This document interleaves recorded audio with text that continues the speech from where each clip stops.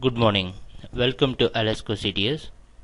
இப்போ நம்ம இன்னைக்கு சில்வர் மார்க்கெட்டோட ப்ரைஸ் மூவ்மெண்ட் எப்படி இருக்கும் அப்படின்றத பற்றி கொஞ்சம் சின்ன அனாலிசிஸ் பண்ணலாம். இப்போ நீங்கள் பார்த்துட்டு இருக்கிறது நேற்று சில்வர் மார்க்கெட்டோட ப்ரைஸ் மூவ்மெண்ட். கீழே டேட் இருக்குது. இது நேற்று மார்க்கெட் ஓப்பன் ஆனதுலேருந்து நேற்று நடந்த ப்ரைஸ் மூவ்மெண்ட்.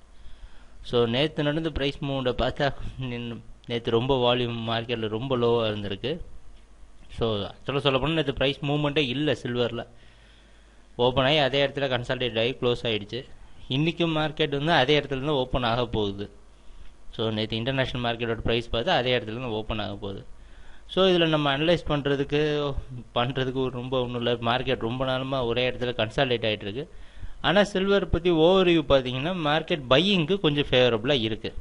ஸோ இந்த கன்சால்டேஷன் என்னைக்காவது வால்யூம் வந்து பையிங்க்கு தான் மார்க்கெட் வந்து ஃபேவரபுளாக இருக்குது. ஸோ இதில் நம்ம நோட் பண்ண வேண்டிய ஒரே விஷயம் என்ன அப்படின்னு பார்த்தீங்கன்னா, இந்த 44,100 44,200 இந்த ரெண்டையும் பிரேக் பண்ணி மார்க்கெட் கீழே க்ளோசிங் என்னைக்காவது வந்தால் தான் மார்க்கெட் செல்லிங்க்கு வருமே தவிர அது வரைக்கும் மார்க்கெட் செல்லிங் வர்றதுக்கான வாய்ப்பு இல்லை.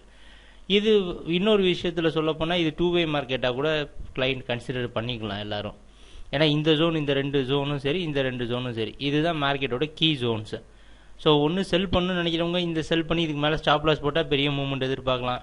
பை பண்ணணும்னு நினைக்கிறவங்க இது கீழே ஸ்டாப் லாஸ் பண்ணலாம். 2-வேயாக ட்ரேட் பண்ணலாம். பட் ஃபேவரபுளாக எங்ககிட்ட கேட்டிங்கன்னா பாசிட்டிவாக மார்க்கெட் பையிங்க்கு இருக்குது.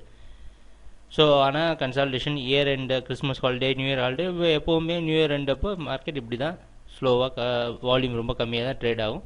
ஸோ கொஞ்சம் காஷியஸாக பார்த்து ரொம்ப எக்ஸ்போஷர் போகாமல் ட்ரேட் பண்ணுறது ரொம்ப நல்லது. ஸோ இன்றைக்கி மார்க்கெட் எப்படி இருக்குன்றதை பார்க்கலாம். தேங்க்யூ.